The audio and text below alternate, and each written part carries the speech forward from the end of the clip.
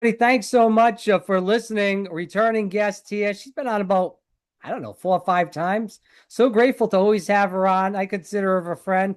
I consider her a patriot fighting in Illinois for the right things, not the wrong things. And she is making a huge difference. This is Rachel Ventura, Senator Rachel Ventura, I should say, to correct the record on that. She is from the 43rd District in Illinois. You can find her on Instagram. It's Senator Ventura. It's VENTURA, excuse me, and elect Ventura on Facebook. Senator, always good to see you. You've been great coming on here many, many times, and you are kicking ass and taking no prisoners over in Illinois. Thank you. It's good to be here. So I remember you when you had, I don't know if you were still in, representing Will County or as far as, not state, but county-wide. But I think it was 2020 when we first spoke, and a lot of things have happened since then. So a little bit about you to maybe the audience that it's just meeting you for the first time, if you could. Yeah, so I served on the Will County Board for 4 years. I chaired public health through COVID. And then I did run for Congress in 2019 and had a close race, but did not Right. win that race. But then went on and won the Senate seat in 2022 and was sworn in 23. So I'm now 4 years into being a senator. I should say I'm in my fourth year, and I'm in my second term. Mhm. And I served as the vice president of the Forest Reserve. My background initially, I got my degree in mathematics. I worked as an actuary for insurance companies where I learned that people over profit needed to happen back, a long time ago. We're still fighting that fight. So I left the insurance world, went back to school, got a degree in biology. I worked as a naturalist, eventually a pet nurse. And then I became a military spouse. So I lived in 6 different states. It was hard to continue that career. So I went to an online career working in publishing for an international publishing company, printing basically D&D type books. I did that for a decade. And in 2016, I moved back to my home state of Illinois. And my dad encouraged me to get involved in politics. I did not think I was a politician, but he convinced me I would be a good public servant. So I did it the old fashioned way. I knocked a hell of a lot of doors and earned my way up into the Senate. And that was the person you ran against was Bill Foster, right? Yeah, for Congress. Can't believe I remembered that. But it literally came Good came up memory. when you spoke about it because that was the first time we spoke. When you were talking about that, I was like, yeah, that's who sure. Is he still in office or no? He Oh, is. He has a different district now, so he is not my congressperson anymore. Now I have Lauren Underwood. okay. Yeah, I've definitely heard of her as well. So just like kicking around, talking about the legislative session, I want to go into the budget in just a second, but it was a busy legislative session. I know you worked on a lot of healthcare issues as far as that, and a lot of affordability issues as well. And that's the big topic of the midterm is affordability. When we do see the gas and everything else, insurance in the kitchen sink that's high as anything. Yeah, so affordability, gosh, well, there was a lot of stuff that I ran. I ran about 42 bills.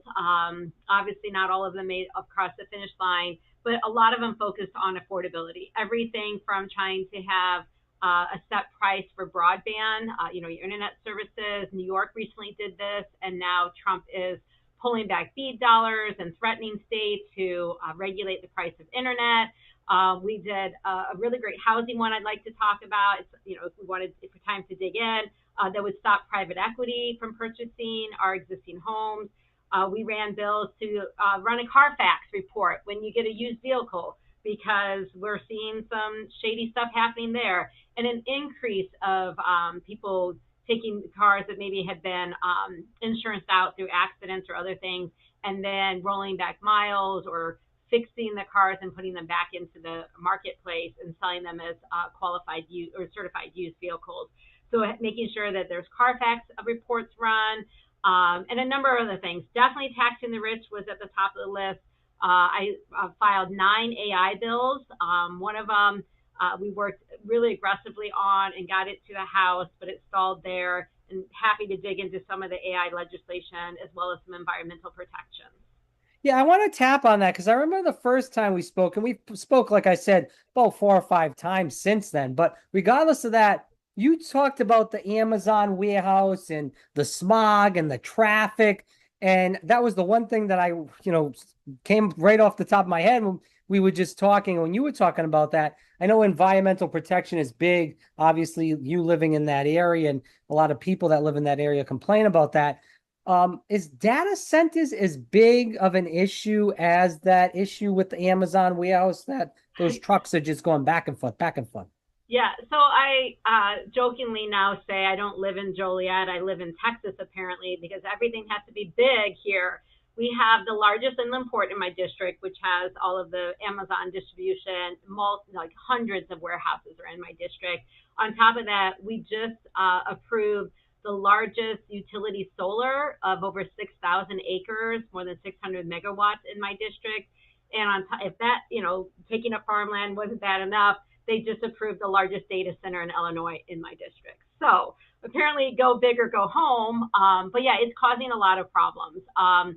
Illinois has over 200 data centers already, but I will preface that there are different types of data centers, and I'm not here to defend data centers, but I just want to be factual that because of our BIPA laws, which is the Biometrics Protection Act that we have in Illinois, it's hard for hyperscalers like AI companies to utilize our data in Illinois because of those laws. So a lot of the data centers that we have already approved are things that store records like medical records or financial records, right? Things that AI is not necessarily using. So the existing data centers are not the same ones that are the scary ones that are running up energy prices and taking up water. So Illinois has filed a bill called the Power Act, and this would make sure that they utilize closed water systems or other non-water cooling technology. It would mandate that they generate their own energy. So not just paying for their energy, but actually generating clean energy, such as solar and wind. Part of the reason it stalled out is nuclear was not a part of that, but with the demands of AI, nuclear is probably going to need to be a part of that. And so those conversations are ongoing. It also would mandate community benefit agreements as well as prohibiting non-disclosure agreements, so NDAs. That way we can see exactly how much energy and water they're using. It would have protections on the quantity of water as well as the quality of water, both when they're pulling it and when they are putting it back into any ground systems or waterway systems. So that's really important. In addition to the Power Act, which I am a chief co-sponsor on, I also filed a bill for indirect source air pollution. So essentially, these warehouses aren't putting out pollution, air pollution, but the trucks that are going to and from them are. And so then there's tons and tons of air pollution in my area. So we want to hold the warehouses accountable for that. So Long Beach, California did this at a local level, and we are trying to do this at the state level for Illinois, that essentially would mandate that the warehouses needed to do certain practices or pay into a fund to mitigate their air pollution from this indirect source of trucks coming and going. And of course, having some type of zero emissions vehicle would help build all those credits for them. So if they could convince the trucking companies that they utilize to have less emissions, that would be good for everyone. So that's a bill that we're still working on, as well as a number of other environmental impacts. Right. I want to ask you this as a legislator, because I hear this a lot from people that I speak to. I would say more on the right side than the left side. But when people talk about zero emissions, they bring up the issue with the trees, that trees need carbon dioxide. If you get rid of all the emissions, then trees are going to die. That's worse for the environment. They also speak about, hold on, I'll let you answer, but let me just tap one more thing off here. I see with the face. I see the face. But they also speak about the issue of, business, getting rid of business and how it's, obviously Amazon has a lot of workers creating jobs. We do see, to even push back lightly, and I'll let you do more of the heavy lifting, but specifically on that point, we do see a lot of the Amazon jobs are now going to robots, and it's going to go to robots more down the road. So are you really losing business if you're going to not lose it now, but lose it down the road, or if you're going to lose it now compared to down the road? Well, I will say a big part of government is making sure people can provide for themselves and have jobs. And so we are always balancing that. But this whole idea that if we change things, this horrible thing's going to happen. No, I mean, technology is shifting, and AI and the AI taking jobs is a very big concern. Robots taking jobs is a concern. The answer I would have is some of these jobs need to go away because they're backbreaking and they're torturous to people. That doesn't mean every job needs to be replaced by robots and AI, but that does mean that the state and businesses need to help people retrain or find new jobs and make sure there is availability for jobs for everybody. I firmly believe that. AI will not be the last technology change we see in our lives, right? So we're always going to have to be adapting to that. As for the trees, I mean, it's just ridiculous because at one point there was no humans. So how did trees exist before humans existed, right? So this idea that they need carbon, yes, they do need carbon, but lots of things put off Yeah. carbon. When human beings breathe, we put off Right. carbon. So Fair I point. don't think that the trees are going to die because we move to zero emission cars. Quite the opposite. We can have a more sustainable planet and Yeah. live in energy or synergy with nature. I think I'm more concerned, and just to get your comment on this, is with the electricity issue, is that, we stop using, again, there's no real clean coal. That's a bullshit thing that they push out there. But, as far as, any kind of solar, I'm not saying solar, like solar could solve a lot of issues here in Florida. It could solve some issues in Illinois, but not maybe as many as in Florida because we have sun constant all year round. But, you mix it up. I'm not really a fan of the wind, but that's me. But the solar, the geothermal, you do a little gas in there too, because I feel like if you get one and throw it out with the bathwater, they're just going to hike the electricity bills. And, I know you're trying to put a lot of reforms in place. So if they try to do that, they have a check back on that. But, we all go back to this. And I remember this is one of the first issues we talked about on our show is that money in politics. People say all kinds of things on the campaign trail, but when the money starts flowing, they're grabbing and grabbing and grabbing, and they don't give a damn what they said to you 2 nights ago, never mind an hour ago. So, if we got rid of money in politics, there would be a lot of great changes in this country. Unfortunately, with Citizens United, that's not going to happen. But go And ahead the and we'll move recent on. Supreme Court ruling where they lifted the cap on federal contributions. I mean, it's a real problem. But at the end of the day, the people still have the choice. They could still choose not to vote for those candidates. And we're seeing some of that. And I don't want to get too much into that side of things. But I think that I just want to say that people have a choice and they should choose wisely. But yeah, money in politics is a problem. I've run a number of bills to try to have public Yeah. finance campaigns here in our state. I know other states have looked at this. One of the bills I filed this year was to remove corporate powers to give campaign donations. Hawaii did also file this and pass it. Montana has filed it, and I think a few other states. So yeah, I would love for that to happen. It does have to be a ballot referendum, so the people Right. have to vote for it because it is our constitution, those corporate powers. It's the only thing that could overturn Citizens United that we know of. So I'm going Yeah. to keep aggressively pushing for that until we can get that passed. Yeah. You need But to get, energy, you did ask about energy. So yeah, we need yeah. to Go make ahead. sure that as these AI companies are utilizing energy, several states are in what's called regional transmission operators, RTOs, so they share energy with other states. With solar wind, that is part of our renewable portfolio. We also have 6 nuclear power plants here in Illinois. We did lift the nuclear moratorium so that more could be built, both small reactors and larger reactors. So we are trying to plan for the future. In addition to that, this last fall during veto session, we passed an energy trailer bill that would incentivize battery storage. And so what we're trying to create here in Illinois is a virtual power plant. So what I mean by that is all these homes and businesses that have solar, if they had a large battery as well, one, they would be pulling less from the grid. They would be using their own batteries. But when they're not using their batteries or they want to sell that energy back, we essentially could pull all of this energy from multiple batteries and act as a virtual power plant.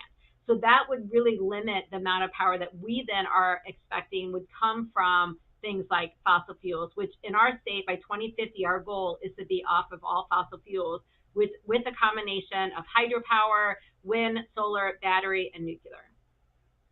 I want to tap on because we talked about it a little bit earlier in the last question about, voting and elections. And I know then we went into the Constitutional Convention kind of with, Yeah. getting Citizens United thrown out again. But let's talk about elections because obviously there are elections coming up. There's a lot of talk from the Trump administration. We talked about this off here about changing how people can vote as far as that goes. What have you done and, pushed over to Governor Pritzker to sign to make sure that we have fair and transparent elections? Because we all know that the president is really trying to do some damage on the fairness, to say the least. Yeah, and this is an area of Illinois I'm really proud of, that we have expanded our voting rights. We are one of the most liberal states for voting access. Just about anyone who wants to vote can vote. So we start if you're 17 years old and you'll be turning 18 by the election. We pre-register people. You can pre-register before that. You can register online. You can register at the DMV when you get your driver's license. We allow people in jail to also vote and get absentee ballots. We've expanded our vote by mail to be permanent vote by mail. So once you sign up once, you can get every ballot sent to your house. We have expanded our polling places to include basically county-wide polling locations. So if you want to go to like the clerk's office and vote, you can do that. So they're basically called universal polling places. We have drop boxes throughout our county, so you can get an absentee ballot in the mail and then drop it off at one of the clerk's locations to vote. We really have just expanded to make sure that anyone who wants to vote can. We've expanded access for people to be election judges and poll watchers, so that if you want to go in and watch the ballots being counted, or if you want to watch at a poll to make sure that people are getting the correct ballots, so they can do that. We are happy that the Supreme Court ruled on the Mississippi vote by mail ballots, because a large percentage of Illinoisans do vote by mail, and so we were glad to see that that was still the case. But yeah, this is one area that I think we all agree that in Illinois, Republicans or Democrats or independents want to make sure you have the access to vote, and we have done everything in our power to make it very convenient for people to vote, and that we follow the federal voting laws that say when you register, you do have to show proof of residency of United States residency. But as far as voter IDs, we don't mandate that. There's a number of reasons why people can't or don't have an ID. We don't want that to be in the way of voting, and we also don't want a poll tax. We don't want someone to feel they have to purchase something in order to vote or pay for something in order to vote. And so, you do get a voter's card in the mail. You are expected to bring that voter's card. You do not have to show the voter's card, but if requested by the election judge to do so, you may have to show your voter's card, and that is mailed to you by the clerk free of charge. Right. I want to ask you, just like, because we hear a lot about the voter ID, especially in the past, about 6 years since 2020. I feel like it's really kicked into gear with the voter ID issue. Not that it wasn't going on before, but it's really kicked into gear the last 6 years. So we talked about this off here. My position is that if you have a disability, if you don't have the means to afford an ID, that's 40, 50, 60 bucks. Different states have different prices with that. You should get a free ID. Do you feel like, something like that I'm saying would be fair? Is that kind of what you're getting? If the federal government, sorry to interrupt, if the federal government does pass some type of mandate for ID, I think it is only fair then that all IDs in the state be paid for by taxpayer dollars, so everyone can get a free ID. Because again, we don't want to implement essentially a poll tax that you have to pay for something in order to vote, because then that limits people's democracy. So in our state, we've really lowered the price of IDs. We want to make sure that people who want ID can get an ID. We think this is extremely important, and I really hope that the federal government does not take away the state's rights to run elections. I want to get into the budget now because I said at the beginning I wanted to talk about that, but we kind of talked about a lot of issues that you had been working on as far as bills. So some similar to the budget, but not all of them went through, of course. But let's talk about the budget. What do you feel like are the biggest wins and the biggest challenges that were in that 2027 budget? Yeah, well, the biggest challenges remain the federal government has attacked all of our states through the HR1 bill, and I won't call it by what he calls it because I don't think there's anything beautiful about it. It's a betrayal bill, but in that is cut a lot of funding, specifically in things like SNAP benefits and Medicaid access for people's health care.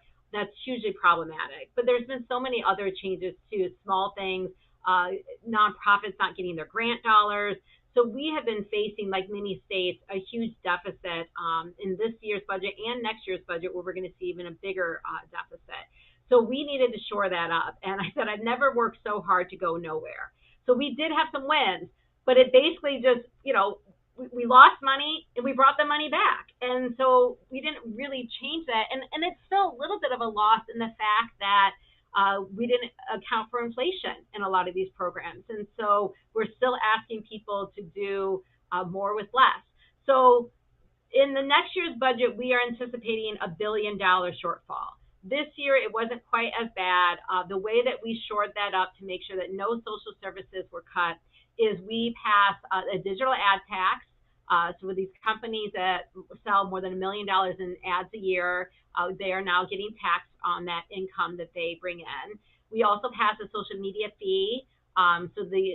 For these large social media companies like Meta and X, for their users, they have to pay 10 cents or 15 cents, depending on how many users they have. And that would be a tax coming in. We also have continued to fight for a billionaire's tax, so a billionaire's is unrealized gains, a millionaire's tax, a graduated income tax, because in Illinois, we're on a flat tax, and we're the 8th most regressive in the nation for taxes, for income taxes. We want to close loopholes in some of these incentives, decouple from some of the federal incentives they gave to the rich, and then pass the worldwide reporting where people can't hide their dollars in other in countries. So these are areas we're going to continue to fight for these, and we're not the only state fighting for a lot of these things as well. Some states have passed a millionaire's tax, and they already are on a graduated income tax.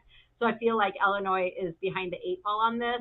But finding ways to tax the rich, especially since that's where the federal government is sending their tax breaks, our tax dollars are going to the rich. We need to right the ship on that. So I'm totally on board with you. Not that we're having a debate or anything, but I'm totally on board with you with the billionaires tax. The millionaires tax, there is a lot of worry, and we're seeing that in New York, where a lot of people, especially during COVID, and most of them didn't come back. They moved out of New York. That was mostly because of the lockdowns and the mandates. But a lot of people moved out of New York and they seek tax revenue, tax benefits down, excuse me, in Yeah. Florida.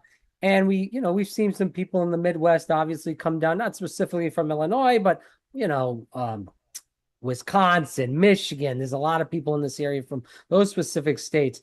Are you worried about that with these taxes, specifically on the millionaires, not the billionaire one? Yeah, no, and I'm not. And this is why, and I should have made this point about the last one too. There's a lot of fear mongering out there. Same thing with elections, right? All these, oh, we need IDs to vote because all these people are voting our vote. It's fear mongering. The data and the statistics do not back that up. The rate of voter fraud is so incredibly low in this country, and many of those individuals who commit that crime are prosecuted for that. So it's such a we don't need to change the laws for that because it's so rare, and that when it does happen, it's dealt with. Likewise with this, what we found is for New York, for example, a lot of people have secondary homes, and so they weren't really moving. They were shifting their tax base. So if a lot of these states have the same tax base of a millionaire's tax, for example, okay, where are you going to move? You want to move to Arkansas? Okay, well, good luck. Enjoy Arkansas, right? Not that there's anything wrong with Arkansas. I'm just saying, like, if they have a better tax structure and you want to move there, that is your right to do that. But on the flip side, Minnesota, for example, when they passed theirs, they had an increase and millionaires. They brought in more money in the years after they passed it, and people did not leave the state. So I think that this is one of those scary tactics that they throw out there and say, oh, everyone's going to leave your state. The data does not back that up. That if people have more than one home, yes. And what did New York do? New York taxed second homes. So you got to get smart with it, right? If they want to move and shift their basis Yeah. because they have two homes, you can still tax the second home, and bring in some of those dollars. So. Well, thank you for correcting the record because I hear that all the time down here. We do have a lot of people from the Midwest over in this area specifically. So I see them all the time and they really ravage against the politics, the crime, the list goes on about what goes on up there. I want you to see, maybe you'll correct the record on this one, maybe not. But we're moving toward the end of the interview. So I want to get this question in. So we do see, or hear, I should say, because I don't see, I'm not there, but we do hear that there's ongoing challenges with property taxes in Illinois, crime, and the migration issue with the illegal immigrations. What is the real deal with that? Is that factual? Is that not factual? Set the Well, record I would straight. say the first is factual and the other two are not. So let's dig into this. We have a very unfair tax system in Illinois. That's the truth of it. This flat tax is harmful. When people had very close salaries, that made a lot more sense. But then we added corporate loopholes and all these ways that people could take, money out, and then we increased. There's this huge wealth gap on salaries, and the people who make more than $1 million, they pay taxes on less than 26% of their income, whereas people who make less than $1 million are taxed on 70% of their income. So clearly there's a lot of loopholes and incentives that the rich are taking that the rest of us are not. So that's very unfair. So right off the bat, we don't bring in the money that we should be bringing in. The second thing is our schools are supposed to be split half on property taxes and half on the state. For years, our state did not put in their fair share. And so we are now repairing that. Every year we add to $350 million to our state budgets. We've done that year after year for the last four to 5 years since I've been in the Senate, but we're not caught up yet. So in the meantime, our property taxes at the local level have continued to increase. So we implemented what's called EBF, evidence-based funding, to help right the ship on that, but it just hasn't done enough of what we need it to do. So we are reviewing that program and trying to find a better way. There are other states that have changed their tax system, especially when it comes to education, and we are reviewing those states and studying them to possibly reform our tax system.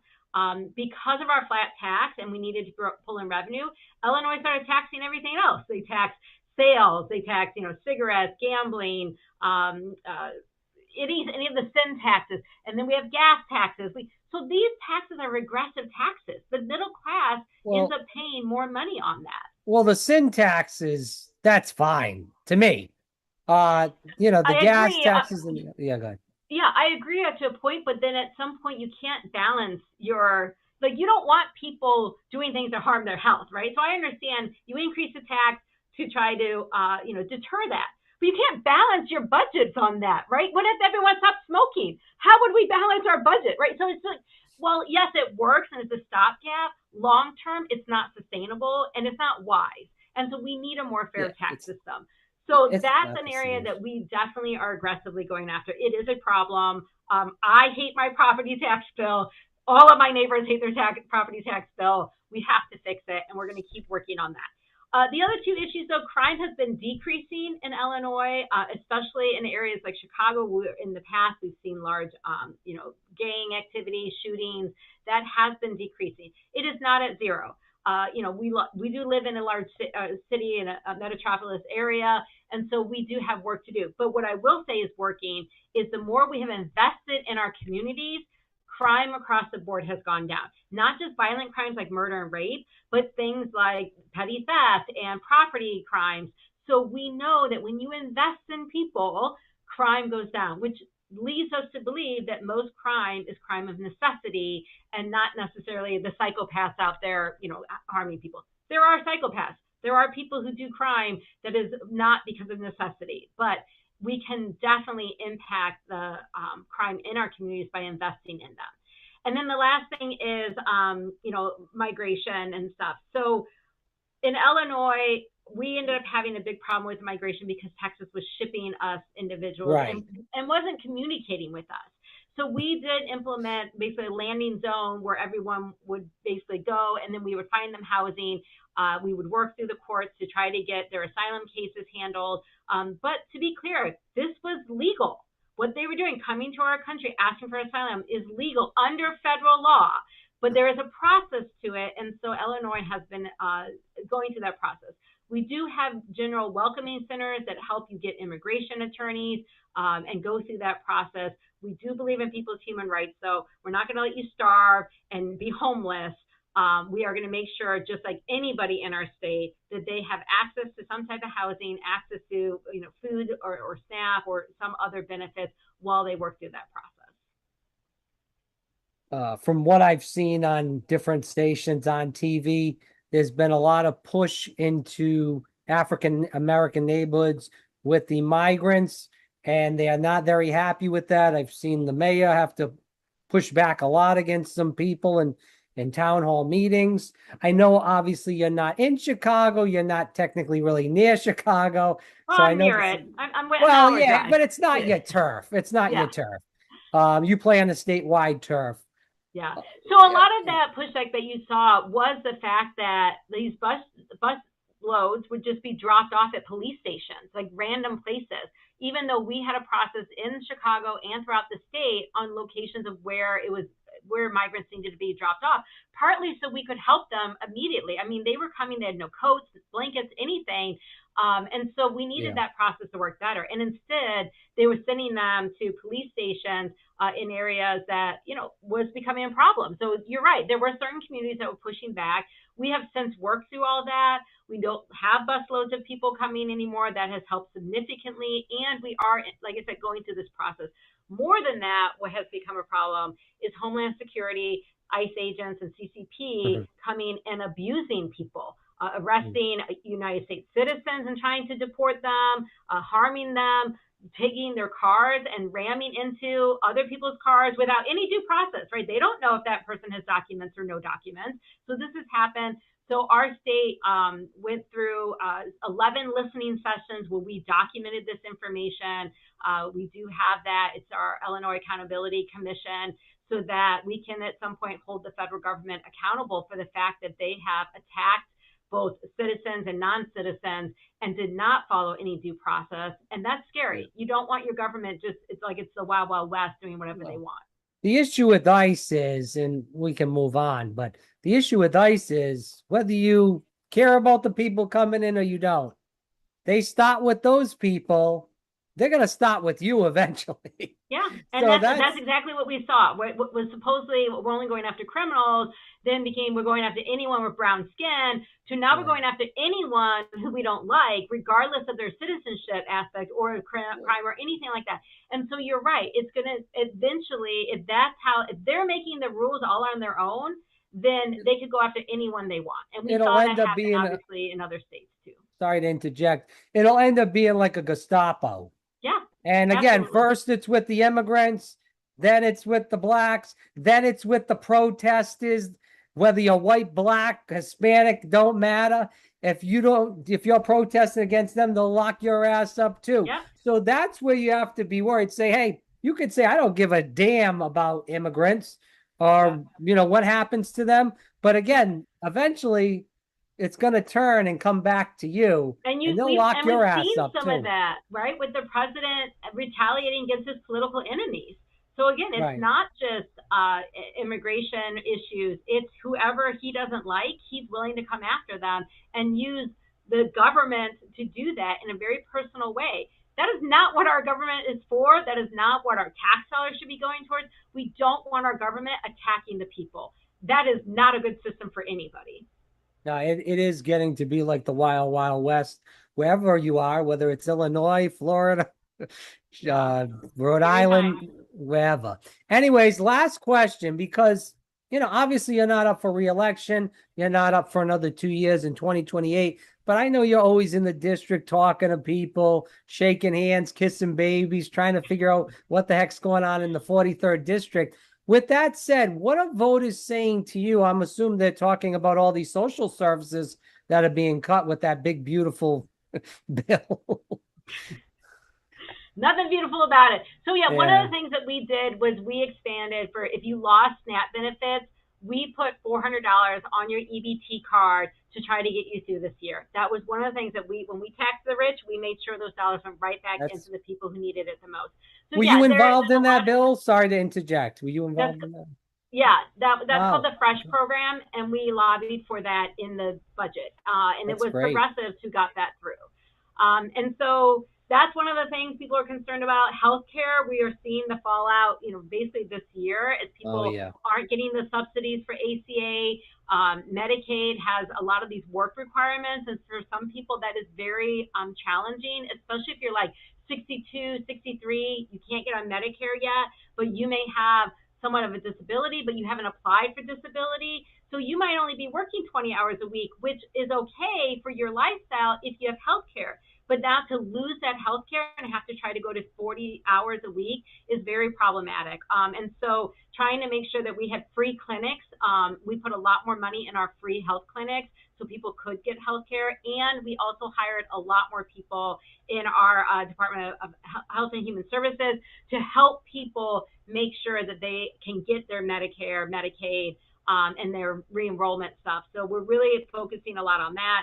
The other things we're hearing at the door is, AI.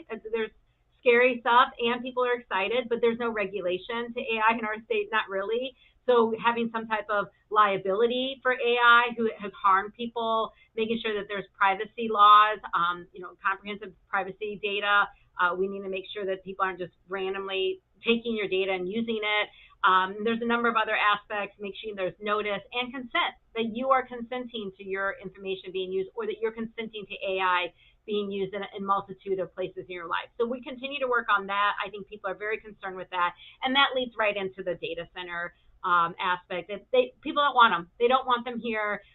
We are trying to make sure that when they come, or if they come and continue to grow, that we're doing so in a way that regulates them and doesn't harm our community. So again, it's less. I feel like government is less about you can't do that, and more about how do we do this in a responsible manner so that people are taken care of, but yet businesses can still function, our environment can still function, that we are living with nature and not attacking it.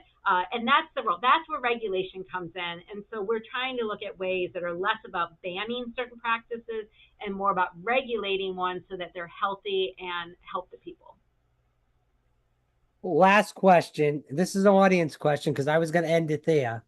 But we heard this a lot in 2018, 2020, specifically in 2020 with the Bernie campaign. We also heard this in 2018 with AOC and the squad and whatever that is now, God knows. Anyway, anyways, long story short, there's the Medicare for All push. I know you're very much in favor of that, as well as I am. With that said, there was a big push for a long time to bring it to the state level. And that state kind of, I mean, that legislation's kind of went away. Not a lot of people are pushing that anymore. It's more just like federal or bust. I can explain why. Yeah, go ahead. Because if you do a state program, you lose your Medicare match from the federal dollars unless they give you a waiver. So the federal government still has to either approve the state program, or they have to pass it themselves, or the state has to take 100% of that cost on. So currently, we spend 38% on healthcare. 38% of our budget is spent on healthcare. That's with the federal match. If we lost the federal match, we would bankrupt our state. That's the reality. So it's not that states don't want to do this. If we had a way to do this, our state would do this. So this is where your audience, I know there's an audience question, they really need to push the federal government in either allowing states to do this and keep their matching dollars, or take it on at the federal level, because the states just can't afford to do it on their own. Well, we're not going to go into politics. Vermont tried. They did not succeed. They And tried, that's though. I give why. them credit. That's Yeah. why, because the federal government said that they were going to take back their funding. And I believe that was in 14 or 18. I don't remember the exact year, but it was Yeah. somewhere around that figure. But yeah, it didn't succeed. So at least we know the answer why. And unfortunately, we have Democrats as well as Republicans that don't support that. That's where the voting comes. That's where the primaries come. We have seen some success with some people that I think are pretty favorable to that cause in New York and other states around the country. So hopefully that will continue on. But we'll end it there. Senator Rachel Ventura, thanks so much for your time. Where can people find more about you? We did say a little bit at the beginning with the Yeah, Instagram, but yeah, my website, senatorventura.com. You can follow me on Instagram. You can follow me on LinkedIn and Facebook. Also, all the handle is senatorventura.com. And it's always good to be here. all right, awesome. Thanks so much for your time. I appreciate you. Thank you.